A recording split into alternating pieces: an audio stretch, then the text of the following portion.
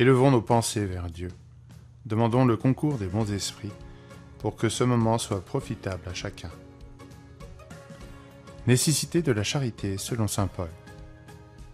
Quand je parlerai toutes les langues des hommes et la langue des anges même, si je n'ai point la charité, je ne suis que comme un airain sonnant et une cymbale retentissante. Et quand j'aurai le don de prophétie, que je pénétrerai tous les mystères et que j'aurai une parfaite science de toutes choses, quand j'aurai encore toute la foi possible, jusqu'à transporter les montagnes, si je n'ai point la charité, je ne suis rien. Et quand j'aurai distribué mon bien pour nourrir les pauvres, et que j'aurai livré mon corps pour être brûlé, si je n'ai point la charité, tout cela ne me sert de rien. La charité est patiente, elle est douce et bienfaisante. La charité n'est point envieuse, elle n'est point téméraire et précipitée. Elle ne s'enfle point d'orgueil. Elle n'est point dédaigneuse. Elle ne cherche point ses propres intérêts. Elle ne se pique et ne s'aigrit de rien. Elle n'a point de mauvais soupçons.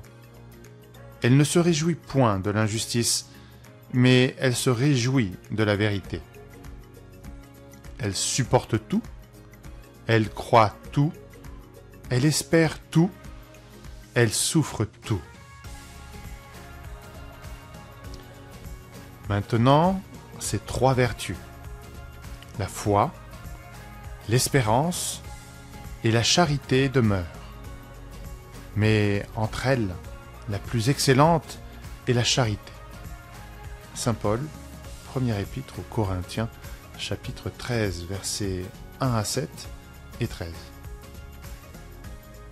Saint Paul a tellement compris cette grande vérité qu'il dit « Quand j'aurai le langage des anges, quand j'aurai le don de prophétie, que je pénétrerai tous les mystères, quand j'aurai toute la foi possible jusqu'à transporter les montagnes, si je n'ai point la charité, je ne suis rien. » Entre ces trois vertus, la foi, l'espérance et la charité, la plus excellente est la charité. Il place ainsi, sans équivoque, la charité au-dessus même de la foi.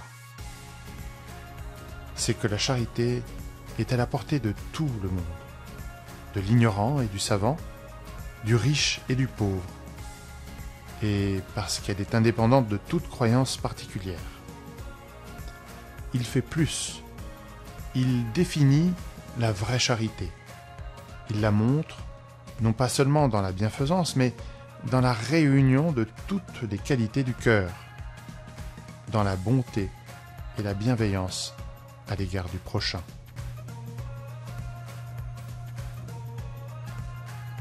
Avons-nous déjà pensé à ce que nous donnons ? Avons-nous déjà pensé à cette façon de vivre qui est la nôtre ? Sommes-nous ici à réclamer, à demander, à nous lamenter, à attendre, à exiger ? Ou alors, avons-nous déjà commencé à nous mettre au service de l'autre, au service de l'humanité, à s'oublier un tant soit peu pour donner ce que nous avons déjà reçu ? La charité, c'est cette action d'amour envers l'autre. Cette action où l'on se met un peu à l'écart pour laisser la place à l'autre. Pour montrer l'exemple, le chemin, pour inviter l'autre à prendre sa place, à se positionner. Paul nous montre ici l'importance de la charité. La foi, l'espérance, la charité. De ces trois vertus, seule la charité est tout au service de l'autre. Nous allons donner une orientation à notre vie, faire en sorte de l'incarner,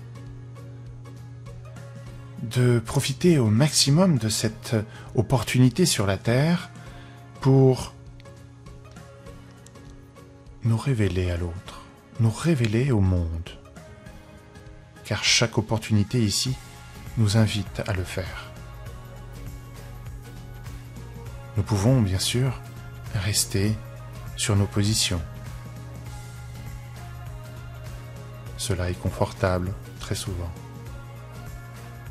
Mais parfois, cela devient très vite une prison.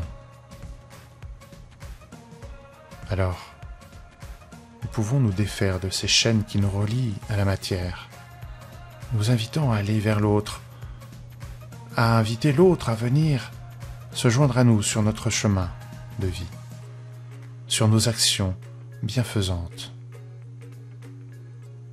Ainsi, nous pouvons construire un monde meilleur, un monde qui s'affranchit des différences et qui s'appuie sur les points communs, les ressemblances. Tout est possible, même le meilleur. Chacun ici peut donner un peu de son temps, être à l'écoute, être présent. Alors, il y a tant de façons de donner. On peut commencer par donner un peu de son superflu matériel. Et puis, nous pouvons continuer sur le chemin vers l'autre, vers Dieu, car Dieu est dans chacun de nous. Dieu est dans notre semblable, dans notre prochain, dans notre frère en humanité.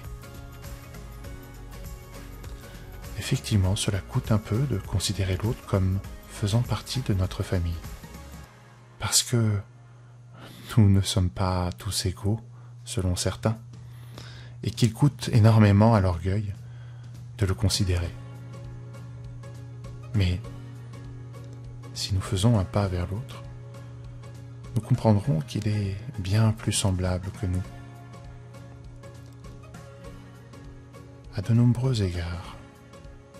Prenons le temps de faire cette découverte. Arrêtons de se croire au-dessus de tout, de l'autre, d'être supérieur à ce que nous ne connaissons pas. Prenons vraiment le temps de relativiser. Nous sommes sur Terre pendant un temps donné, très limité, très court, et pendant ce laps de temps, nous allons réaliser différentes actions. Beaucoup d'entre elles seront dans une seule direction et ne concerneront qu'une seule personne ou qu'un petit clan de personnes. Mais la vie nous invite à prendre conscience que nous ne pouvons pas être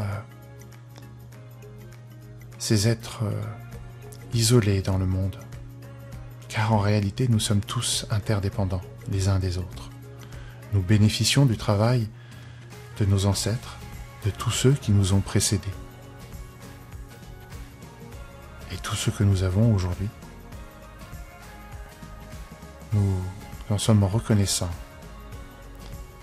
Et nous le devons à tous ces frères qui sont venus avant nous. Et nous allons devoir réfléchir à ce que nous allons laisser ici pour ceux qui viendront après nous. Prenons conscience de ça. Nous sommes tous reliés les uns aux autres, interdépendants les uns des autres, bien plus qu'on ne le pense. Il suffit parfois d'un simple sourire pour que tout change, d'un instant sincère, d'une présence à l'autre, et de faire comme si c'était notre frère. Ouvrons donc nos bras à la vie. Acceptons ce qu'elle nous envoie, de nombreux cadeaux, de nombreuses opportunités de faire le bien. Là réside notre vraie richesse.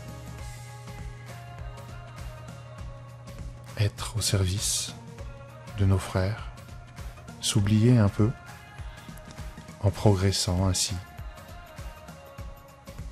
Car ce que nous sommes en train de renforcer et d'apprendre, c'est cet aspect moral, ce caractère spécial qui est en chacun de nous.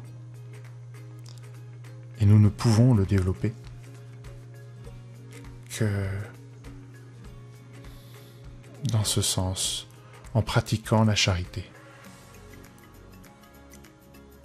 Seule et unique voie qui nous permet d'aller à la rencontre de Dieu, de comprendre et de vivre pleinement sa volonté, ses lois immuables, parfaites.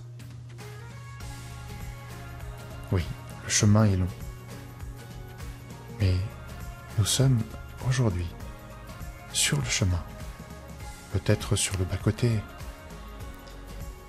mais le chemin est là, nous invitant à l'emprunter.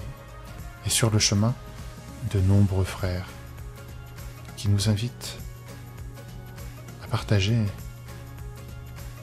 un bout de chemin. Faisons en sorte de faire la différence dans leur vie, un détail.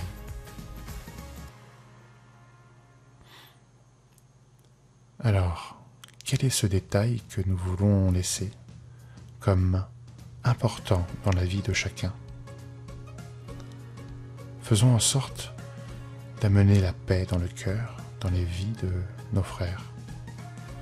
Soyons attentifs à entretenir la paix dans nos vies, dans nos pensées, et de matérialiser uniquement ces pensées d'amour. Faisons en sorte qu'elles puissent éclairer le chemin de nombreux de nos frères, qui, comme nous, chercheront à être en paix et à partager l'amour qu'ils ont reçu. Que la charité puisse devenir la nouvelle norme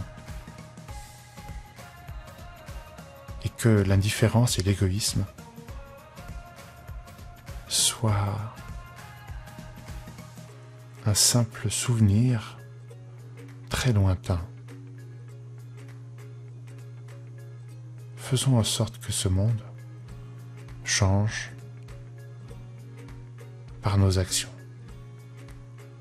bienfaisantes. Que la paix soit en chacun de nous. Ainsi soit-il.